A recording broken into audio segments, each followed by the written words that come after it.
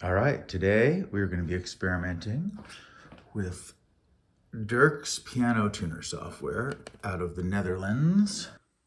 Let's get a little sample of how this piano sounds now, just so we can compare it later.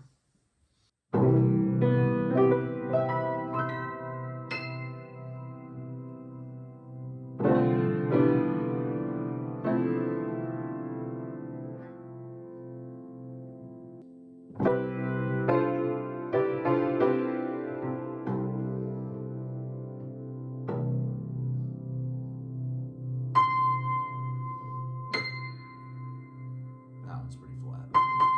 All right, I'm going to stop because that sounds out of tune to me and I can't take it anymore. So, to be continued.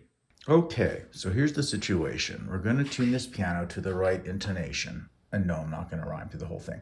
Anyway, you'd think that tuning a piano would be as simple as getting all the notes on the keyboard up to 440, which is ideal. However, an acoustic piano is not that simple. If you watch any videos about piano tuning or what have you, there's the thing called beats. There's a thing called intervals. It's about getting the sound to oscillate properly when the piano is in tune to itself just right. And every piano is different. And that's the idea with this software. So the first thing we're going to do here is record every note into the piano one by one. And then the software is going to analyze this piano. Check this out. This is pretty crazy. First thing you need to do is calibrate the microphone. So here we go. I'm going to use a USB microphone that I have set up over there to sample every note of the piano into this software. And then it's going to recommend the best possible tuning for this particular piano. It's pretty amazing. Okay, it's calibrating the microphone. It wants 5 minutes. We'll be back. So the mic is calibrated. As you see, as I play a note, that's telling me it's D3, and guess what? D3 it is. 1, 2, D3, 4, 5, 6, etc. So when doing the recording of the sample, you'll see the bass notes only have one string, but when you get to a little higher, they double. So you have to mute one and just sample one string of each of these. And then up here, you'll see each note has 3 strings. So they're all, the 3 are in unison, tuned in unison. So you're gonna have to mute, when I'm recording like this, I'll mute these 2, and then I'll tune that one. And I'll do that all the way to get a single string sample. So I'm gonna hit record, and we're gonna go from low to high, 88 keys.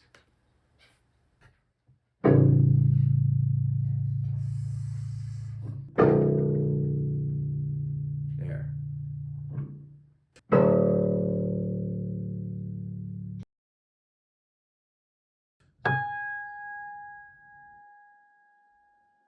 G#5. I'm gonna move this up. G#. So here's A. A5. Just sampled that in there. I just went in. Okay, so I think you get the idea. I'm gonna keep going up to the end. Wow, okay, we got it all. So as you can see, the whole piano has been sampled into the software. And now it is going to use an algorithm to extrapolate what the proper stretch is for the tuning, which if you Google that, it has to do with, again, not making every note 440, but creating a nice stretch, a little lower in the bass, I think a little higher in the treble.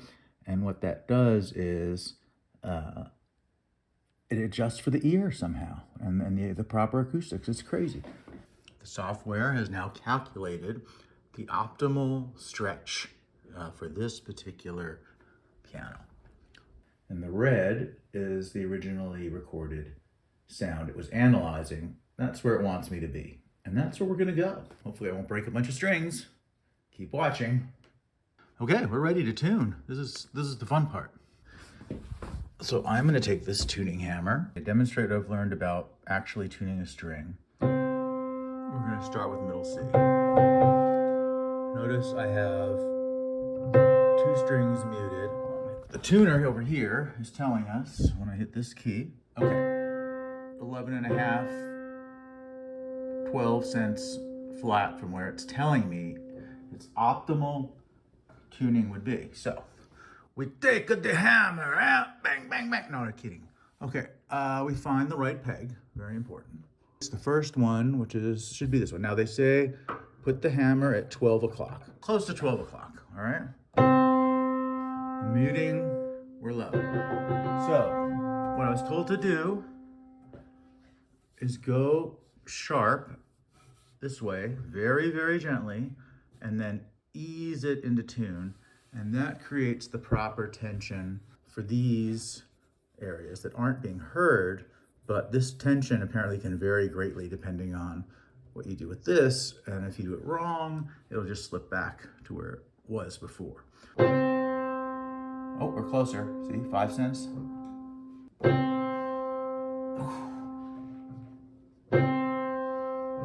Okay, that's the idea. So I think it's gonna settle down and it's less than 1 cent sharp. The middle string, right there, the middle string. Okay, middle C is pretty true to where it wants to be, within, less than 1 cent.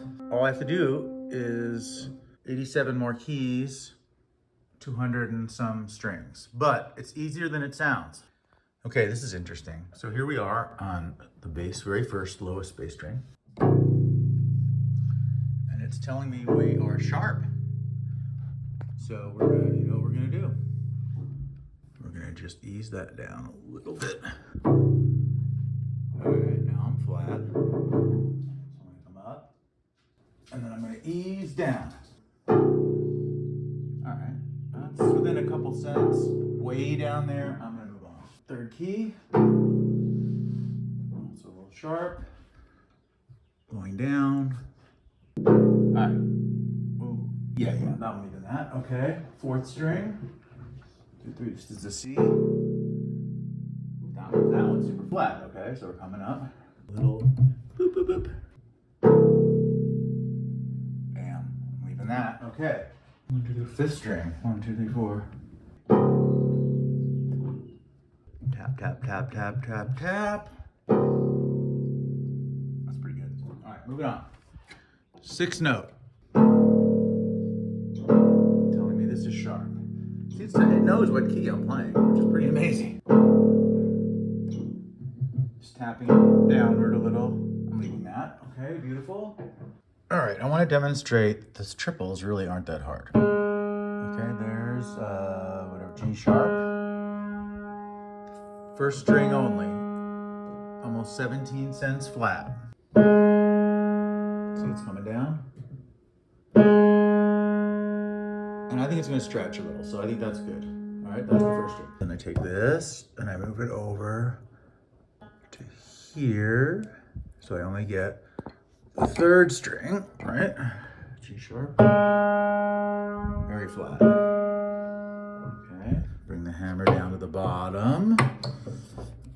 Too much farther. All right, there we go. Now, with the middle one, we can basically do by ear, because we know it's gonna be flat. Hear that? Okay. Obviously that sounds like 2 notes, right? Because our middle string is sharp. So watch what happens when I...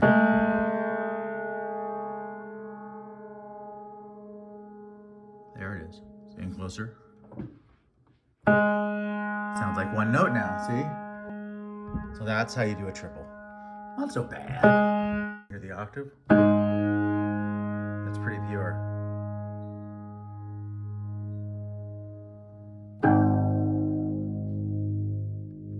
Sounding good. I'm gonna keep going, do all the triples, and I'll come back. All right, I went through the whole piano. It sounds much better. Let's listen to some octaves.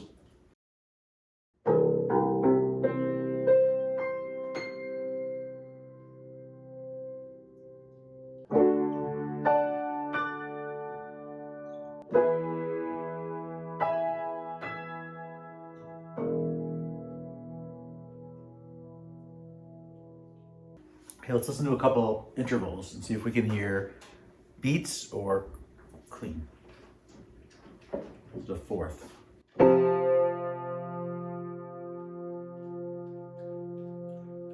That's ringing nicely. And a fifth.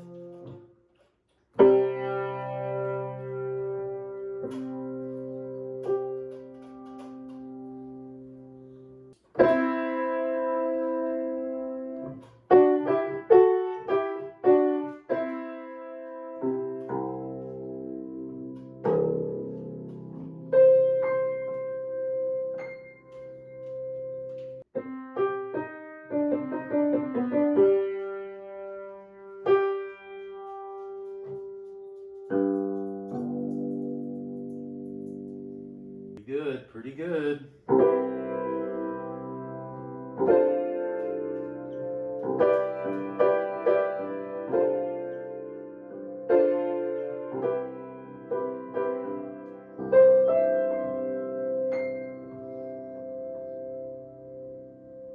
Oh yeah. She's back, baby. She is back and getting better.